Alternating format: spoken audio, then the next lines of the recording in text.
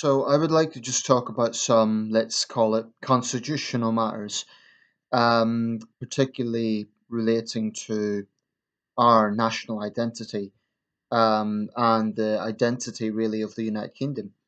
Um, there's a few things I want to bring into this video, so bear with me. Today is the 23rd of April, which is St George's Day, the national day for England. Now, I want to wish any English viewers a happy St George's Day, and I mean that with all sincerity. England is a great nation. England is a country that is rich in culture, and I love England. I've grown up in England. I'm not English, but I've grown up in England. I love England, and yeah, I totally support the right of English people to celebrate this day. In the past, there have been. Let's try to remove a bit of dust on my screen there. In the past, there have been controversies from the perception that political correctness has prevented English people from celebrating this day. I think that's been true to an extent because, unfortunately, any display of patriotism, and this is also true of the wider UK flag, um, was automatically deemed to be racist, which was, of course, nonsense. Having said that, there were genuine racists who hid behind it, but that's not here or there. Um, I do think there has been that issue in the past, but I think things have improved somewhat. And I have to say, I've on my travels, I have seen St George's Day celebrated. Actually, when I was in Bristol a few years back, I saw a whole reenactment of St George and the Dragon, and there was a maiden, and there was St George, and knight in shining armor and all that. So I don't agree that it's entirely sort of censored or something. I do think it's celebrated. Um, True, St Patrick's Day is probably given more credence, but as it stands basically in this country, by which I mean the UK, in this state we have four national days. We have St George's Day for England, St David's Day for Wales, St Andrew's Day for Scotland, and St Patrick's Day for both Northern and the Republic of Ireland. Although the Republic of Ireland also marks other events such as the anniversary of the Easter Rising and so on. Um, I personally feel it's about time we had a single national UK day. And I know this won't go down well with everyone. Well, firstly, sticking with St George, just to get this out of the way. Um, by now, it's quite well documented that St George was not English. His exact origins are somewhat unsure, but it is known that he was a Roman soldier of Greek origin under the service of Emperor Diocletian.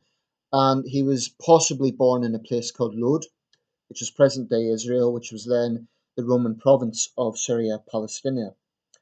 So, why did he end up as patron saint of England? It's worth pointing out he's also patron saint of the Republic of Georgia, of Spain, of Malta, and of the old Spanish kingdoms of Aragon and Catalonia. Although might get myself into hot water there if I call them Spanish kingdoms. But suffice to say, he's international in terms of his recognition. So why did he become? Why did England join that list? I think it's because the Crusaders romanticised the image of St George, and therefore it became part of English culture over the centuries. And that's fine. That's an explanation for it. But if there was to be something that was more specifically unique to England, may I politely suggest a Shakespeare Day, a Chaucer Day. That's something that really is uniquely English, and there'd be no contentions about it being shared with other parts of the world or anything like that. I don't know, just a suggestion. But I really do feel that you know after the Brexit process passes, and I really think the 2010s has been a very turbulent decade in terms of constitutional matters in this country. We've had at least three very divisive referendums, three divisive general elections. I think now more than ever, we really do need a sort of assertiveness on what our national identity is as the United Kingdom. I don't give much credence to English nationalism as a movement because the one political party representing that is very small, the English Democrats. So I don't think there's really a major desire within England for an independent England. There are legitimate questions about the West Lothian question, and for example, Scottish MPs being able to vote on English issues, but not vice versa. So much for the Scottish nationalist claim of English subjugation. Um, what I would like to see is a single national day that brings a whole country together. I know there's the Queen's birthday, but with all due respect to Her Majesty, I don't think it's quite the same thing.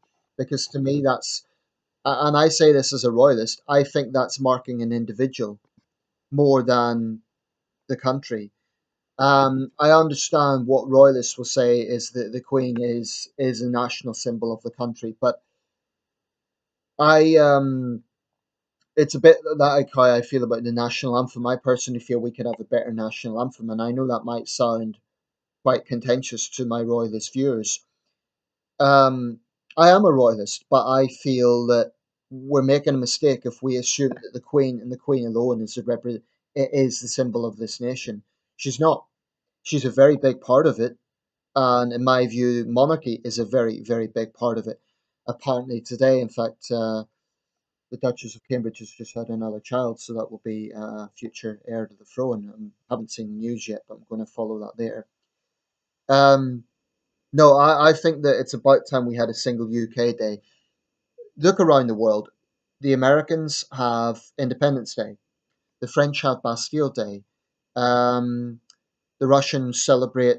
They have a national day, and they also celebrate, as they call it, the Great Patriotic War. Although we also have Remembrance Day, but the Chinese, the 1st of October. Every country I can think of has a single national day. The Canadians have Canada Day. Australia, and granted it can be contentious with First Nation people, have Australia Day, which Aboriginal people will call Invasion Day, but that's for that's for them to debate. The point is, virtually every other country in the world you can point to a single day. You can't do that with the UK, and I think that's a great pity. I think we really need to have this. It was discussed during the Brown administration, and I think post Brexit, it really is something we should take seriously. That's not to say that there can't still be a St George's Day, and a St Andrew's Day, and a St Patrick's Day, and a St David's Day. The four nations are unique. I've never suggested that they are clone copies of one another, but to me, that's part of the beauty of the United Kingdom, the fact that we have this internal diversity. I mean, and actually, I want to make a point here to an American viewers. England is not a substitute term for the United Kingdom.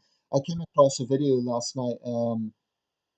The subject matter wasn't relevant, but anyway, it was about the UK. It wasn't about constitutional issues. It was about the Prime Minister. Or something like that. Anyway, the narrator was American, and she said, "What if America invaded England?"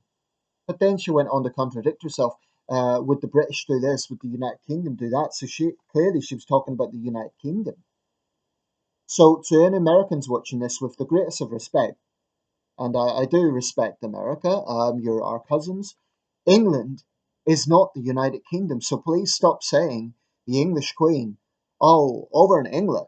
No, it's the United Kingdom. If you're talking about England, fair enough. If you're being specific about England, but the United Kingdom is England, Scotland, Northern Ireland, and Wales. It's not rocket science. I know it's a little bit more complex than some other countries, but four nations, it's not that hard to remember. Um, Simple. Four nations, part of the United Kingdom, and that's what we are. Incidentally, I'm well aware that I might get some trolls on this video, whether they be Scottish nationalists, possibly English nationalists. For those people, I'm not going to waste time on you. I've no time for you. I've seen some of your posts before, especially from Scottish nationalists. I don't respect your opinion. I don't have to give you a platform, and certainly not going to waste my oxygen on you. Because in most cases, they're not interested in adult debate. They just want to mudsling, and I just have no time for them. I say what I need to say in the video. So yeah, if we had a single national day, when would that be chosen? That is granted going to be a contentious issue.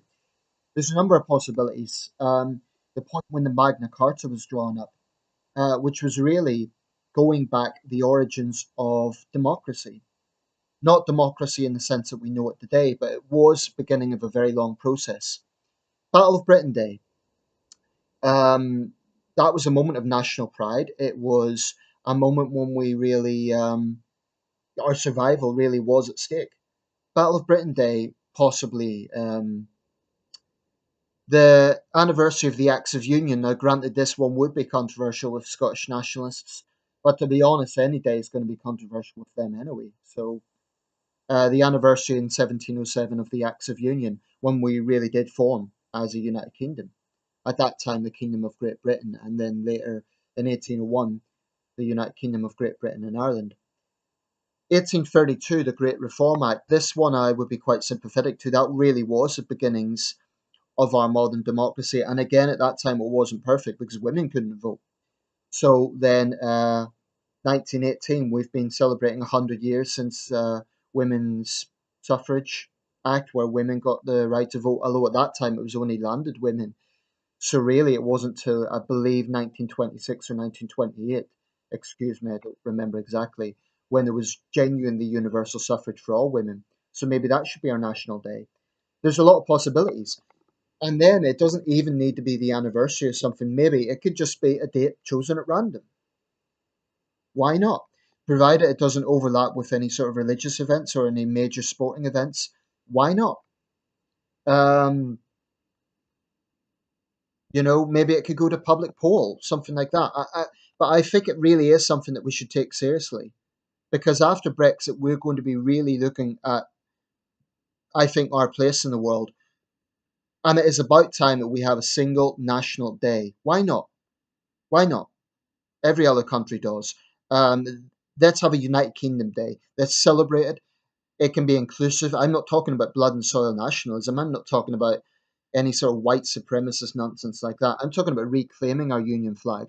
And I made this point in the previous video. Let's have a single United Kingdom Day where people from all over the four nations, English, Scottish, Welsh, Northern Irish, black, white, Asian, gay, straight, disabled, non-disabled, when everyone can come together.